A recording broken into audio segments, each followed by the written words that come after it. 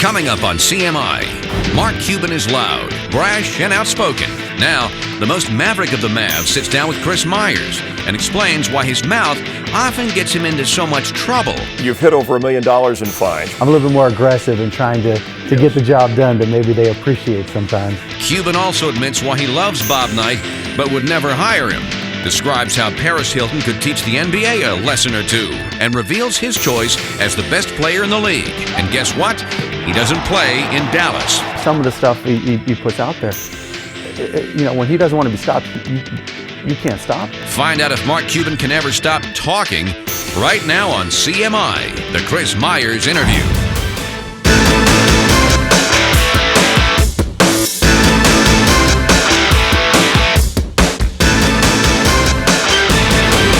Thanks for being with us. Our guest, Mark Cuban, the Maverick owner. How appropriate. Somebody flamboyant, energetic, but genuine, right? I mean, you're that kind of owner. I don't know about that. I mean, I am what I am. And how would you describe yourself as an owner? This is 6 years now. It's flown by. 6 years. It has flown by. Just passionate. I get involved in products I believe in, and on one side I'm a fan, and so I'm just a Mavericks fan. I always have been since I've come to Dallas, and I'll continue to be. And on the other side, the way I run the Mavericks is the way I run any of my businesses. What's been the toughest call for you as owner with the business side and the passion? Because that probably two areas. One is just understanding the nuances of building a team, the needs and desires of people inside the organization. Okay. I learned that the number one job of a general manager in the NBA is not to win a championship, it's to keep their job. Wow. And so that was an expensive lesson. And probably the other part is just dealing with the politics and the NBA of the NBA, the corporate office and all the fines and everything. I mean, I'm a little bit more aggressive in trying to get the job done than maybe they appreciate sometimes. You've hit over $1 million in fines, right? But now you match and donate to charity whatever they fine you for, and most of those have been questioning officials at the beginning, in particular. And since then there's been a couple officiating ones over the last year or two, and then a lot of them now are in our game product. I got fined $25,000 for doing a takeoff video on Shaq, and I called it, instead of Fat Albert, Shaq Albert. And we had a big fat guy with Shaq's face on it going, hey, I'm Shaq Albert, and they didn't like that. They said you can't make fun of the other guys. Players, right? Who's the best player in the NBA right now? Kobe. Oh, really? Yeah, by far. Without you didn't hesitate? Not even a little bit. I mean, the things he does, the shots he makes, I love watching Dirk. I mean, Dirk is poetry in motion. When he shoots, I mean, it's funny because, sitting right at the bench, you'll just look at the look on the guys, professional basketball players, and their jaws just drop when they watch Dirk play. But some of the shots I've seen Kobe make, I'm sorry, a turnaround left-handed three-pointer from the corner, or some of the stuff he puts out there. When he doesn't want to be stopped, you can't stop him. All right, how about if you were starting an NBA franchise and you could pick one player to start it with? Would it still be Kobe? I don't know. That's a different beast. Yeah. If you would ask me last year, I would have said Shaq hands down. But I think when he got hurt, it's getting tougher and tougher for him to quickly get back into shape, and so it's tougher for him to stay out there for 82 games. Now you're a wealthy guy. You're a multi-millionaire by the age of 31, which we want to get into. It's a fascinating story. I love those self-made success stories. But with the NBA team, which is your passion, you can't buy an NBA title. No, we are close. I mean, between the salary cap and the rules there, and the way the draft works. I don't care how much money you have, you just can't. So you're figuring out how to get that title. Yeah, and if anything, the strategy of it is very, very interesting, and it's not a short-term process, it's a long-term process. You need to have things go your way. The Celtics had the most ping pong balls Tim Duncan's year, wasn't his draft. The Mavericks, had the most ping pong balls in Shaq's year. Had that happen, I probably wouldn't be the owner. So, there's a lot of luck that has to go your way in getting the championship. Which owners do you like in the NBA? Who do you get along with? Who do you look up to? I like them all. In terms of who I look up to, that's a little different. Probably the only owner I look up to is Jerry Buss. Because he was a trendsetter, with the contract he gave Magic, to the Lakers girls, to, I think he was the first to recognize that basketball is about entertainment. And he helped brand Showtime. He might not have put together that team per se, but he helped brand that team, and he helped brand the NBA, and he helped build the NBA as a product. Which other owners in other sports that you either rely on or look to? I don't necessarily rely on, but I look to see what Jerry Jones and Dan Snyder do. Okay. Recently, neither one's been necessarily successful in terms of winning championships, although Jerry's had obviously a great run. But from a business perspective, they're both very innovative. And I like people kind of bust against the way it's supposed to be. You own the team, so you can do what you want. Where do you draw the line? And we've heard this about Daniel Snyder or Jerry Jones in meddling or becoming too much of a problem. Well, it's your company. Okay. There is no line. I mean, unless you're a twisted individual and you prefer to fail, unless you're Steve Martin, and you like to, you like going to the dentist, there is no line. I mean, the whole concept of meddling is more of a media thing because they're doing everything in their power to try to win. They're trying to get as close to the problem, and that in a regular business, that's what you do. No one ever tells Rupert he's meddling. No, I certainly wouldn't. Or James or whoever, and no one tells David Hill he's meddling. Because people care, and we're just not used to that paradigm in sports, and I think that's changing. When I first came in 6 years ago, people said, "Shut up, write the checks, and sit in the suite."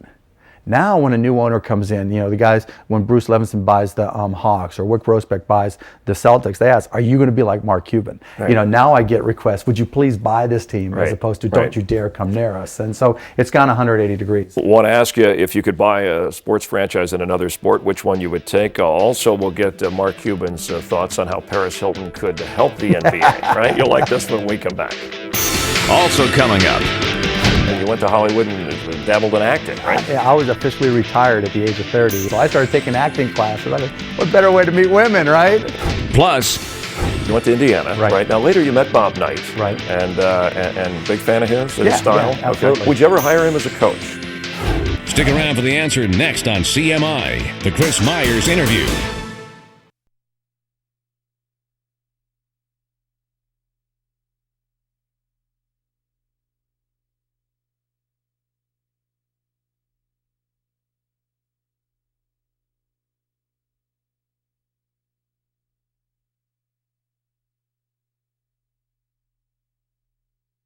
You're watching the Chris Myers Interview with Mark Cuban. Trent will fade away, put it down, and one coming at the line, and Wes Person and Trent are going after one another. Mark Cuban's on the floor. Took a lot of exception to that. Well, that's a fine right there. And we're glad to have you with us, talking with Dallas Mavericks owner Mark Cuban, who went your college career. You went to Indiana, right? Now later you met Bob Knight, right? And big fan of his style. Yeah, absolutely. Okay. Would you ever hire him as a coach? No. Okay, why not? What you demand from college kids and there's a difference. There's two styles of player. There's players who go to college just to be student athletes and they enjoy playing basketball. And there's others who go to college and play basketball because it's a stepping stone in a career. And Bob Knight, I think, is great for either. He develops character and he teaches you how to play basketball. The NBA is a different beast. It's a profession, and I don't know necessarily that Bobby would be suited for it. You've had success in other businesses, including when you became a multimillionaire at age 31. And how did that change things for you? Did you figure, I don't have to work again? I mean, you went to Hollywood and dabbled in acting, right? I was officially retired at the age of 30, and I bought a lifetime pass on American Airlines. What'd that cost? It cost me $125,000 in 1990. And all I had to do was walk up, and they had to give me a first class seat, and I could bring someone with me. So I was a traveling fool. I was having a blast. And a buddy of mine was out in Manhattan Beach. He's like, "Come on out." And so I went out there, partied with him, found a place right on the Strand, right on the beach. And I thought, okay, well, now I got to meet some more people. So I started taking acting classes. I mean, what better way to meet women, right? That's a good gig. Yeah, yes. Exactly. So I didn't work out. Well, it worked out just fine. I did a couple, and that was enough so I could say, "Hey, come on over to my house and watch my movie." And now other businesses. Well, when you have that much money at a young age, do you wonder about what the next challenge is? Do you get bored? I mean, my challenge was, I literally told myself my goal was to go to as many different countries and have beers with as many different people as I possibly could. But it turned out that I got bored, and so it wasn't a plan. But I was hanging out with Todd Wagner, one of my buddies from college, right? And that's where Who's now a part owner of the Mavericks, right? Right. And that's where the idea for broadcast.com came along from. And so I said, you know what?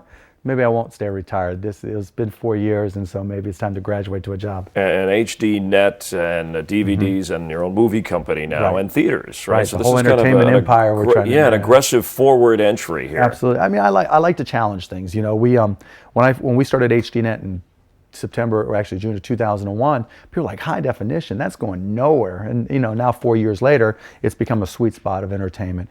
And Todd and I bought Landmark Theaters. We created HD Net Films and 2929 Productions of Magnolia, with the whole idea of taking the transition to digital entertainment opportunities and kind of changing the rules. And we'll see how it works. I want to go back to when you were younger. True that you sold plastic garbage bags when you were 12 or 13, went door to door, right? And did that teach you something that you used later? Oh yeah, there's no question. I mean, when you're a 12-year-old kid and you're going door to door selling a bag of 100 garbage bags for $6 a pop, and they were nasty, cheap garbage bags too. I developed a lot of confidence. You know, if you can knock on that door and not know what's on the other side, and not be afraid, and then be able to think on your feet, you know, depending on what questions were asked of you, you learn a lot, and particularly at a young age. And I think that same knowledge really has served me till today. So you're the risk or failure, and it seems like you're not afraid. Now, it's easy to say now when you have a lot of money, but even when you didn't have that. Oh no, I was terrified of failure, you know, and that's what motivated me. I never went into something, you know, thinking there was risk. Okay. You know, more often than not, I thought, you know what, I'm going to do my homework. And I think, you know, Bobby Knight said it best. You know, everybody's got the will to win. You talk to anybody, say, I've got it, I've got the win, but it's only those people with the will to prepare that do win. And that was he said that, or paraphrased that, back when I was in college, and I picked up on it, and you know, I've taken it ever since. And I've put it to use. I think you've done a great job of marketing and promoting your team, your sport, your businesses. How in Hollywood, you met Paris Hilton, I believe, times. And you were impressed? Oh yeah. I mean, Dennis Rodman, the same thing. You know, people who really don't have a skill or talent or as something specific necessarily to sell, but they managed to get everybody to buy into their brand. I mean, you know, I learned a ton from Dennis Rodman. Brand Rodman was incredible. I mean, he knew how to leverage the media. He knew how to play him. He knew how to draw a crowd. Paris is the same way. She understands who she is relative to the job that the media has to do. She knows the paparazzi needs pictures. Dennis knew, you know, that everybody, you know, the non-sports media wanted something to show. They wanted unique pictures, and they both taught me, you know, if you understand what the expectation is, maybe you can create a win-win situation. So what can the NBA learn from this, or how can they benefit, and how can you help them? Actually, it's a little bit different in that, you know, David Stern does a masterful job of PR. I mean, you know, the dress code thing was a perfect example. I thought it was a mistake to introduce it right before the start of the season because it would create a distraction. He thought the timing was perfect because, you know, during football and the end of baseball season, it drew attention to the NBA, and he was right. You know, it drew a lot of attention to the NBA in the start of the season, and it didn't overwhelm the product itself. Whereas, you know, our problem isn't brand and PR. Our problem is marketing the product. We don't go outside our core broadcast partners. If someone who's a marginal fan, or maybe not even an NBA fan, they don't understand what the rivalries are. You know, people talk about the Celtics and the Lakers being this grand. Back then in the mid '80s, you know, there weren't 250 choices. There wasn't Fox Sports and ESPN and ESPN2 and Fox. If you could own another sports franchise professionally, what would it be? Probably the Pirates, Pittsburgh Pirates, first and foremost, because that's my hometown team. And I'm a Rangers fan, but it kills me that the Pirates have sucked for so long. And you know, it's one of those things like buying the Mavericks. You know, we were voted the worst professional sports franchise of the '90s. So when I bought it, there were no expectations. There was only one direction it could go. I can only be a hero, right? And so buying the Pirates would be the same thing. Maybe if not the Pirates, the Cubs, just because they're an institution, and I could go drink beers on Waveland Avenue and have a great time. As wealthy as you are, that could happen, right? I mean, have you thought about it? I mean, I've inquired with the Pirates, and they're not in any, you know, rush to sell, and it's not the type of thing like it was buying the Mavs. It was like any price was a good price. That's not the same scenario with the Pirates or any other team for that matter. And plus, my wife would kill me. I want to talk about, when we continue with Mark Cuban, being a husband, a father, also his thoughts on his business advice on the stock market, and a few other things when we come back here on CMI. Also coming up. What's been the greatest failure or setback that you've had that you had to overcome? I've failed more times. I've been fired from more jobs than most people have had. Plus, you know what I dreamed about last night? What's that? dreaming about whether or not you could create mathematical formulas from the path that the ball takes when it's passed around the court on any given possession. That's how sick I am.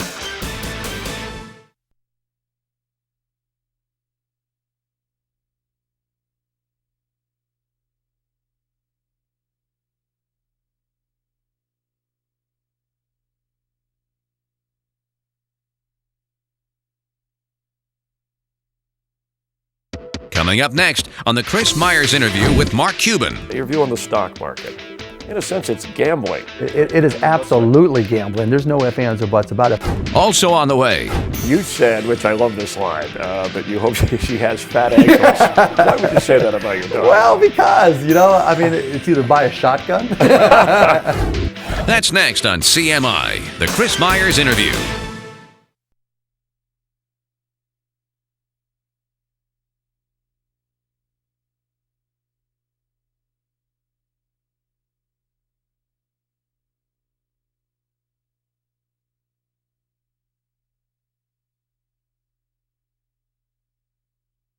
You're watching CMI, the Chris Myers Interview. And we're continuing with Dallas Mavericks owner Mark Cuban, who ranked recently, I guess, when it came to richest guys in America, in the top 165, right? You look could be like, worse, I say look at the shirt. It says "Talk Dirty to Me." Is that a .com? A little internet geeky type thing. But you seem to have always been. I've known you for years. Kind of low key. You don't flaunt it. No, there's no reason to. I don't think anybody should be defined by the size of their bank account. Okay, but that does say success in America, right? I mean, you know what? I was the same way when I was living on the floor with 6 other guys. In a 3-bedroom apartment with 6 other guys sleeping on the floor. A lot of clothes are still the same. What do you think has made you successful? I realize it's probably a line, but in a sentence or two. I work my ass off. Okay. So nothing happens without hard work, right? Yeah. I mean, I try to outwork. Now to this day. I mean, if there's a topic that a business I'm involved with, I want to be the smartest guy in the room walking in on that topic, and that takes time. And now, give me your thoughts. And I've read certain things. I know you love the internet and spend time on there. Your view on the stock market.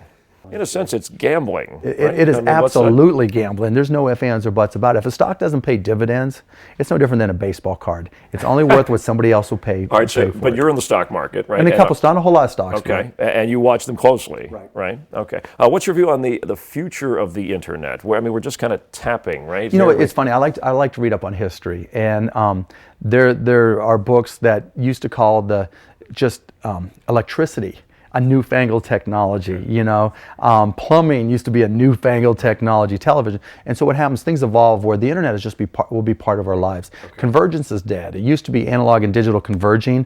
Now it's just digital. Even analog televisions are going to go away. So you're already talking so technical. I'm geeking out on you. I'm talking nerdy to you. Yeah. But that's part of what you need to know, right? You can't fall behind now in whatever you do. If technology is part of your business, it's a never-ending roller coaster, just up and down with all the changes. And I know you're happily married. Big steps for you. How do you know? I mean, when you got all the money and you're kind of right, it sounds like things are. How do you know? Hey, this is the time to get married. Oh, I just paid her. Yeah, money does solve everything, doesn't it? We kid. No, we dated for a long time. Yeah, we lived together for a long time. And then was having a child, was that a next big step where you say, hey, no, this is part of the. Oh yeah. Because your life changes. I don't care who you are. No, there's no question about it, and it changes for the better. But I didn't have Alexis wasn't born until I was 45 years old. So you settled down. Yeah, so I don't know if I settled down, but it certainly changed some priorities for me. And you said, which I love this line, that you hope she has fat ankles. Why would you say that about your daughter? Well, because, it's either buy a shotgun or,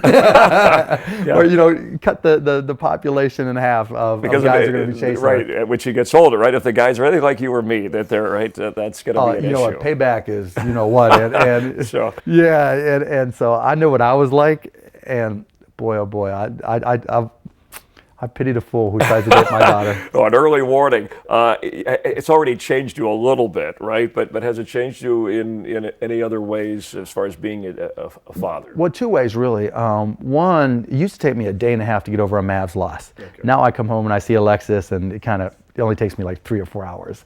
And 2, it made me question, being outspoken and being out front on things.